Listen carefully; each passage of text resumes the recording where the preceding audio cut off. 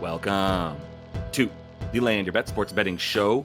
Just one bet on the card right now for Saturday so far, but I'm going to have the live show today. So we're back 4:30 p.m. Eastern. Hope to see y'all there today. I'm going to go through that one bet and take a look at how we did yesterday and go through a few quick tips and strategies that I'm going to start implementing into my process to get back on track here in the NBA. So if that all sounds good, give this video a like. Let's get right into it. So I'm on a losing streak like I have not had in recent memory. I'll say that. Definitely not in the last couple years of NBA sports betting.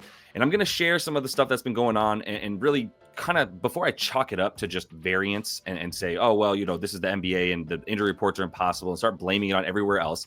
I've got a system to start looking at bets and results that are deserved and the results of bets that are undeserved for a variety of reasons. And I'm going back through these a lot more thoroughly than normal to try to start to see if I can find some patterns and some ways that I can improve on things and maybe some mistakes that I'm making without realizing it. So let's run through these bets really quickly and at least give it a little bit more time than normal, I should say, and kind of look at how we did and what happened here. All the bets that we hit here, all four of those, I'm counting those as deserved bets. I think those were good looks and for good reason. For Mikal Bridges, he had the highest uses on the team. He was the main ball handler because Deuce McBride and Cam Payne, both their remaining point guards with Jalen Brunson still shelved, both of them were out. So Mikal Bridges was really the best option for them to run the offense, essentially. A little bit better than Josh Hart, in my estimation, with the way that the matchups were going to be, where Hart was probably going to get guarded by Giannis for a good amount of time, which is what happened. That also led to the Tyler Kolek under, which I also really liked because I just didn't think he had room to play on this court, especially with Giannis out there. They couldn't have one defender who was just a complete liability and wouldn't contribute at all to the defense. And that was a big reason why Kolek didn't really get the minutes. He didn't even end up starting, right? We saw DeLon Wright get the start there. So it felt really good about all of the under there for him. Christian Brown loves playing those Jazz. And I didn't know if Murray was going to play or not. We ended up getting most of the guys out there except for Murray. Great role there for Christian Brown, especially with or without Murray against the Jazz. Terrible defense against transition and the spot up, which is what we know he wants to do. Zubac was the other one. Felt that was deserved. Ended up getting 12. Had about 20 rebound chances. That's what we would expect in a win, and only got there because he got it right before being taken out because of that blowout, which we'll talk about for a couple of the bets that we did not hit. So we're going for deserved on those ones. Miles Bridges is the first loss there, and he was the first bet I put out on the day. I'm saying that's a deserved loss. He played 30 minutes, and when I say deserved loss, I mean the read could have been better, and there were maybe a couple things that I didn't take into consideration that really impacted the results of this bet. For Miles Bridges, he played 30 minutes. I had him projected for 34, so a miss right there, right? Had a tough matchup on both sides as well. So he's guarding Scotty Barnes, and he was guarded by Scotty Barnes. And that really led to him being focused on guarding the guy who had the ball in his hands the most. So that took away the rebound chances for him. Only had 4 defensive boards on about 10 rebound chances. And then we saw on the other side, didn't even get any offensive boards, in part because he is guarded by Scotty, who's such a good defender one-on-one and good rebounder one-on-one. Better than Miles Bridges was, for sure. So we missed that read there. Jacoby Walter, next bet there. This is deserved because I should have just played the points. When he's playing with Scotty and IQ, he's not really going to do much other than spot up and maybe get a few boards. So he only had 1 dime, which did not contribute to the PRA over. And he actually didn't even get the boards because he only had 2 rebounds. But he got the points. And that was always going to be a better bet for him, was he's just going to be a shooter off ball for these guys. And anything else is too high of a risk in terms of the boards and the dimes.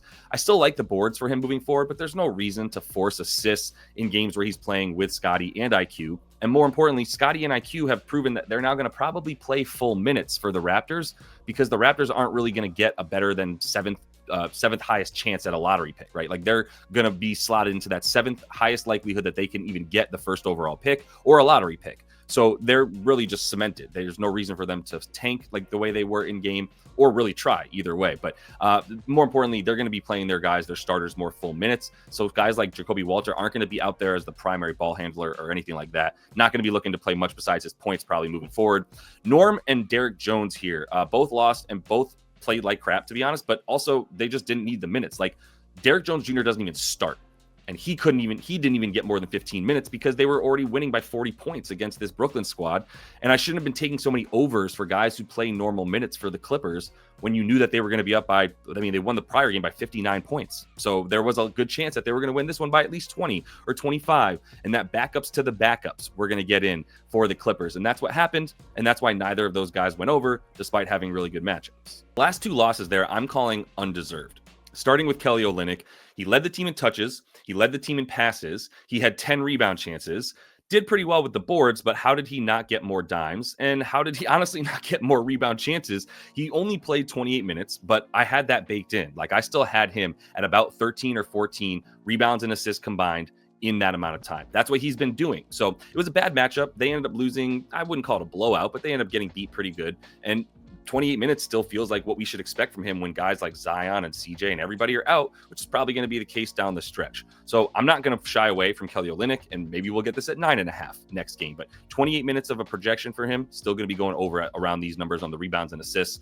And then for Ant Edward, also calling that one undeserved because he had the fewest minutes of any starters. So what the actual F? Like, why did he play 27.5 minutes? He was not in foul trouble. He came out early, and then they started to pull away, and then they just decided to rest him, and they didn't feel the need to keep playing him, even though they weren't really on back-to-back today or anything. There was no reason to keep playing him in a game that they had pretty well under control against the Suns. Still calling that undeserved. He still should have played 32. Well, he only needed one more. We got hooked on that one. We got hooked on Derrick Jones Jr.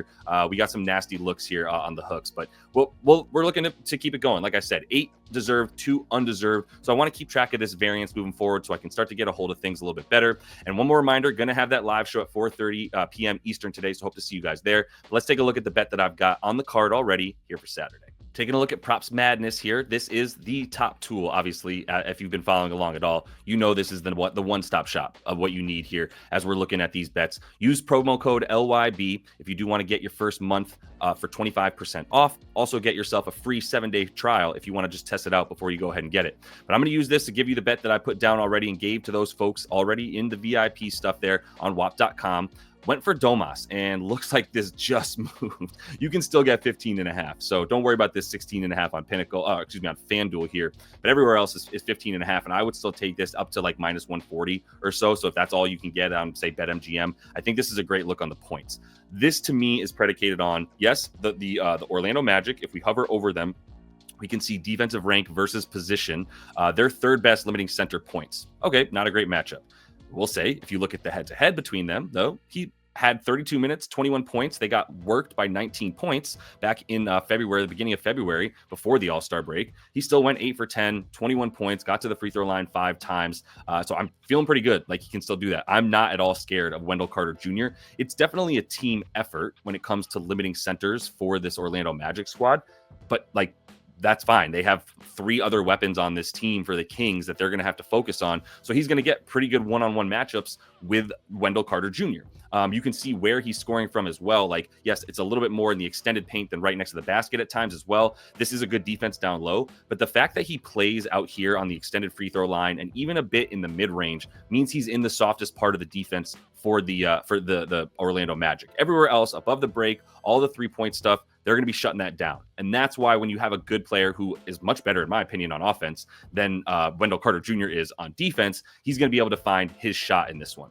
The low number here, when you look at 19 points per game for Domas, that low number of 15.5 points as the prop, or even 16.5, to me is based on the fact that he just went under a whole bunch of times because he was coming back from injury. So he played like fewer minutes than normal here when he came back on the 14th. Played 30 minutes to start, then 12 minutes in the next injured game against the Grizzlies, and then he came back 32 minutes, 38 minutes, and now he's back to full. So it feels like they're still just giving us a really good number because he's been going under as of late. People in the public love to just look at recent numbers and assume that that means that's what he's going to do in the next game. Obviously, had a good game against the Blazers. We took him over there as well, and I'm feeling like that's going to continue to be the case. The last thing I'll show you here, if you look at the minutes for him, like, let's put him back to full minutes. He just played 35 in a 21-point win against the Blazers. So even if they win this game by a lot, which I'm not expecting them to, by the way, I think this is going to be a close game and he's going to have to play the full amount of minutes. So let's put him at about 32, which is a low floor for him. But let's give him 32 to 36 and say that's like a good range of expectation for his minutes.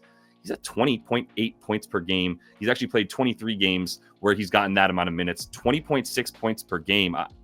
to me, this is still a fine play. Even if he plays 28 minutes, I have him at least 17 points in this one. So if you can still get the 15.5, this is my favorite bet of the day right now. Domantas Sabonis over on the points. All right, y'all, don't forget, 4:30 p.m. Eastern today. Going to be going back to the live. Bring your bets. Hopefully, I'll have a few more things on the card, but more importantly, we're going to be taking a look at that stuff. When you jump into the comments, give me those bets. I'm going to try to go into these games in order, one by one, and get as much time in there with you guys as possible. So hope to see y'all there. And until I do, happy betting.